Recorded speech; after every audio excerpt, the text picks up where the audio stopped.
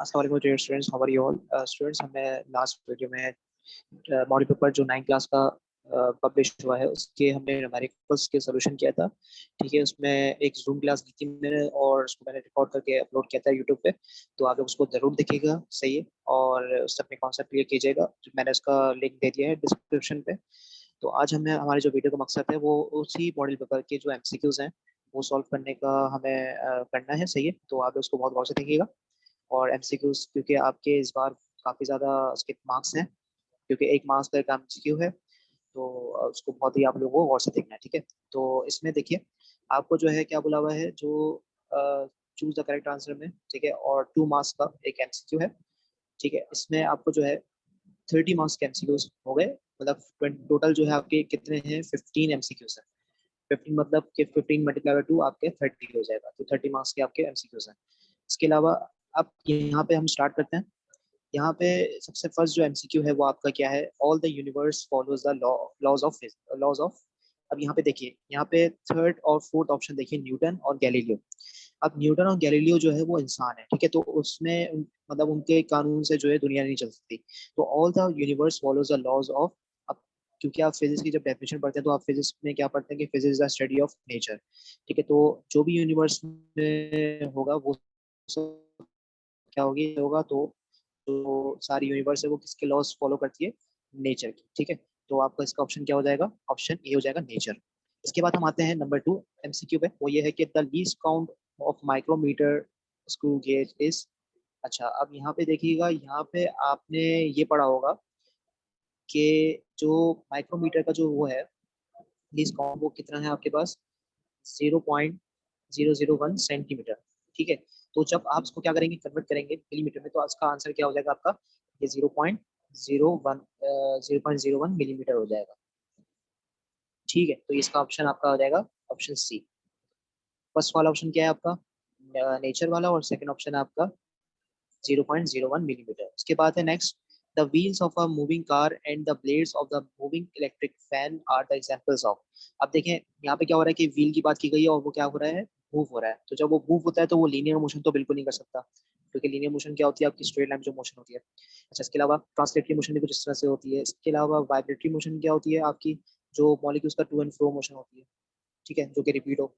इसके अलावा यहाँ पे क्या बोला है कि व्हील मूव कर रहा है, तो व्हील किस में मूव करेगा, रोटेटरी मोशन में करेगा, मतलब रोटेट होगा। तो इसका ऑप्शन क्या होगा, ऑप्शन बी, जो कि क्या है, रोटेटरी मोशन। नेक्स्ट आपका the SI unit of force, जो कि बहुत इजी है, किलोग्राम बिल्कुल नहीं होगा, क्योंकि किलोग्राम किसका होता है, मास का। वॉट किसका होता है आपका, ये होता है पावर का। न्यूटन जो है ये आपकी क्या है, यूनिट है किसकी, फोर्स की यूनिट है। और जूल किसकी होती है, आपकी एनर्जी की, किसी भी टाइप की एनर्जी, जैसे आपकी हीट एनर्जी है, वर्क है, सही है, वर्क की यूनिट भी जूल होती है, हीट की भी जूल होती है। लेकिन आपको यहाँ पे क्या पूछता है कि फोर्स की यूनिट क्या है, तो फोर्स की यूनिट क्या आपके आपके पास हो गई, न्यूटन। अच्छा, नेक्स्ट है आपके पास कि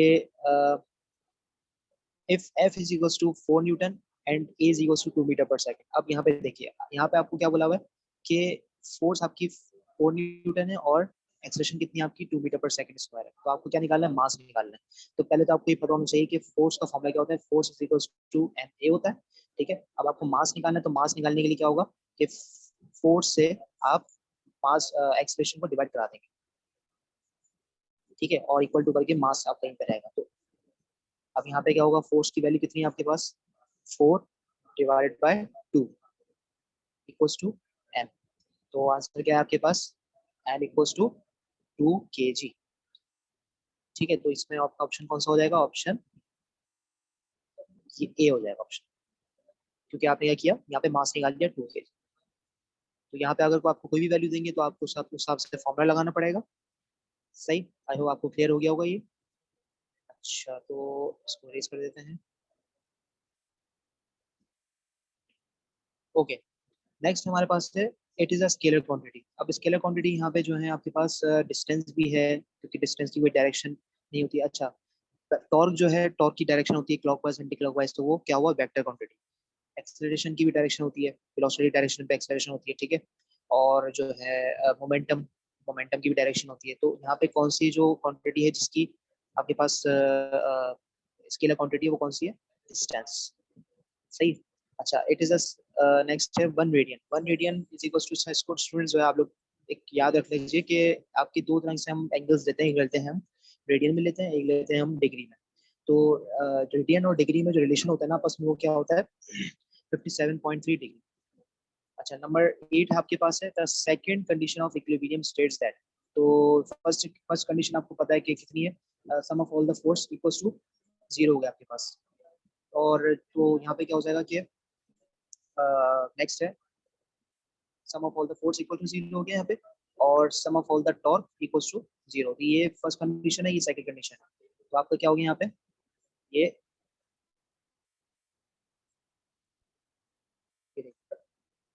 सम of all the torque equals to 0, ये आपका ऑप्शन हो जाएगा, क्योंकि सेकंड कंडीशन आपसे पूछा है। नेक्स्ट है आपके पास, which is the best approximation of the weight of an object of mass 800 gram. अब यहाँ पे देखिए क्या आपको बोला हुआ है कि जो मास आपके पास कितना है 8 ग्राम, सही। और वेट कितना आपको चाहिए, मतलब वेट आपको मालूम करना है। तो वेट मालूम करने के लिए क्या होगा, यहाँ पे मास इक्वल्स टू आपको 800 ग्राम गिवन है, तो पहले इसको चेंज करना पड़ेगा आपको केजी में, तो डिवाइड बाय 1000 आपने कर दिया, ठीक है। तो क्या आंसर आ जाएगा आपका, m इक्वल्स टू 0.8 हो जाएगा यहाँ पे। तो क्या आपको पहले चेंज करने की जरूरत है मास ग्राम को केजी में।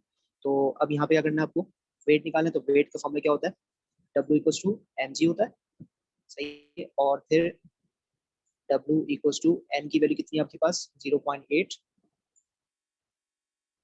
मल्टीप्लाई बाय कितना हो जाएगा यहाँ पे। अच्छा, यहाँ पे जब हम वैल्यू रखेंगे ना 9.8, तो 9.8 रखने पे हमारा कुछ 7 पॉइंट्स करके आंसर आएगा, ठीक है। तो वो भी आंसर आपका सही, क्योंकि आंसर जो आपका करीब तरीन आएगा वो आप उसको ले लेंगे, सही है। लेकिन अगर हम यहाँ पे 10 की वैल्यू रखेंगे ना, जी की वैल्यू 10 रखेंगे, तो आपका आंसर क्या आएगा, जो कि ऑप्शन में आपके 8, ठीक है। 8 न्यूटन आपका यहाँ पे इसका आंसर आ जाएगा, सही, क्लियर सबको। तो यहाँ पे जो है आपका, अच्छा अगर आप 9.8 रखेंगे, 9.8 रखने से आपके 7.9 कर गया, 7.8 कर गया आएगा, तो आप क्या करेंगे, जो ऑप्शन में आपका करीब तनिए राउंड ऑफ करके आप क्या हो जाएगा आपका, वो 8 ही हो जाएगा, सही। आई होप आपको ये क्लियर हो गया होगा एमसीक्यू। नेक्स्ट है, an object appears lighter in water because of one of the properties of matter. अच्छा, यहाँ पे देखिए प्रेशर तो बिल्कुल नहीं होगी, प्रेशर क्या होता है आपका, फोर्स अपॉन एरिया होता है। और नेक्स्ट है आपका यहाँ पे सरफेस टेंशन भी नहीं हो सकता आपका, और विस्कोसिटी जो है आपका गाढ़ापन कहलाता है। लेकिन यहाँ पे क्या कहलाएगा, एन ऑब्जेक्ट इन वाटर, तो किसकी वजह से होता है, उसी की वजह से क्या होती है आपकी फोर्स होती है। तो उसकी वजह से आपको क्या होता है कि ऑब्जेक्ट जो है वो लाइट शो कर रहा होता है बिकॉज ऑफ buoyancy। नेक्स्ट जो कि चैप्टर 5 से, वो क्या है, 25 force act on X axis, what is its value of Y axis. मतलब अगर कोई ऑब्जेक्ट जो फोर्स है एक्स एक्सिस पे, तो देखिए यहाँ पे जो है आपको क्या बोला है कि एक्स एक्सिस पे आपकी कितनी फोर्स लग रही है यहाँ पे 5 न्यूटन, ठीक है। और वाई एक्सिस पे आपसे पूछा कि वाई एक्सिस पे क्या फोर्स हो, तो मैं यहाँ पे आपको बताता हूँ। ये आपको बोला हुआ है एक्स एक्सिस पे मतलब 25 न्यूटन आपकी फोर्स लग रही है, ठीक है। और वाई कंपोनेंट पे उसकी फोर्स क्या हो जाएगी, तो ये इस तरह से आपसे पूछा है कि वाई कंपोनेंट पे फोर्स क्या होगी। एक्स एक्सिस की तो फोर्स आपको पता है 25 न्यूटन, तो वाई एक्सिस की जो फोर्स होगी, तो ये बात याद रखिएगा आप लोग कि आपको जो है जब भी एक्स एक्सिस पे फोर्स गिवन होगी तो उसका वाई कंपोनेंट 0 होगा। अगर यही आपको दे देते हैं यहाँ पे कि y is equal to 25 newton, तो उस पे x इक्वल टू क्या होता, वो 0 हो जाता। तो ये यहाँ पे आपको क्या दिया हुआ है, ये x दिया हुआ है, ठीक है। तो ये x is equal to 25 newton, यहाँ पे x एक्सिस पे लग रही है, तो उसका y कंपोनेंट 0 होगा, सही है। तो ये आपको क्लियर हो गया होगा, आई होप। ओके, नेक्स्ट है, the value of radius of earth is. तो जो वैल्यू है किसकी, रेडियस ऑफ अर्थ की, वो कितनी है आपकी 6.38 एक्सपोनेंट 6। तो ये देखिए, वैसे तो 6.4 तक की भी हो सकती है, तो ये आपका आंसर है यहाँ पे। नेक्स्ट है, if f equals to 100 newton एंड b is equals to 2.5 metre पर सेकंड, तो पावर की जो आपका क्या हो जाएगा, पावर आपको निकालनी है। तो पावर का फॉर्मूला आपको पता है, यहाँ पे पावर का फॉर्मूला क्या होता है, f equals p is equals to f dot v, ठीक है। तो p is equals to यहाँ पे क्या हो जाएगा, f की वैल्यू कितनी है, f की वैल्यू है आपकी तकरीबन 100 न्यूटन, सही है। मल्टीप्लाई बाय क्या हो जाएगा, b की वैल्यू 2.5 मीटर पर सेकंड, ठीक है। तो यहाँ पे अब इसको मल्टीप्लाई जब करेंगे तो इसका आंसर क्या आएगा? इसका आंसर आ जाएगा 25 आई थिंक। सही है, तो 250 शायद I think. Let me check कर लूँ। जी 250 आएगा सही। तो इसका यूनिट क्या हो जाएगा आपका? वॉट, क्योंकि पावर की यूनिट क्या होती है आपकी? वॉट होती है। अच्छा, इसके बाद है नेक्स्ट हमारा, a body is said to be in motion if it changes its position with respect to its, तो यहाँ पे क्या हो जाएगा? ये आपकी एक तरह से डेफिनेशन भी है। सही है, तो ये इसमें with respect to its surrounding हो जाएगा। और लास्ट है आपके पास, वो क्या है? Boiling point of water at STP is. अब यहाँ पे देखिए सारी वैल्यूज किसमें आपके पास? केल्विन में। और केल्विन आपको पता है कि क्या है? एसआई यूनिट है। तो इसमें क्या हो जाएगा? बॉइलिंग पॉइंट वैसे आपका सेंटीग्रेड में कितना होता है? 100 डिग्री सेंटीग्रेड। और जब भी हम 100 मतलब सेंटीग्रेड से केल्विन में जाते हैं तो क्या करते हैं? प्लस कर देते हैं 273। ठीक है, मतलब जैसे आपकी अगर आपकी सेंटीग्रेड में वैल्यू है 50, तो 50 को अगर केल्विन में चेंज करना है आपको तो प्लस कर देंगे 273 से।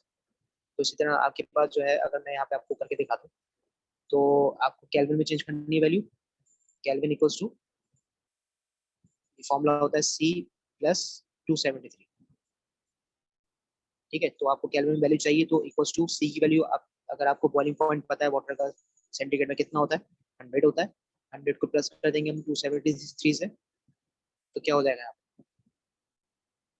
373। ठीक है, 373 केल्विन आपका इसका ऑप्शन हो जाएगा। मतलब बॉइलिंग पॉइंट ऑफ वाटर जो है वो केल्विन स्केल में कितना होता है? 373, इसका ऑप्शन हो जाएगा। ठीक है, तो ये आपकी आज के एमसीक्यूज थे, जिसमें आपने क्या पढ़ा? सारे एमसीक्यूज आपने मॉडल पेपर के सॉल्व कर लिए।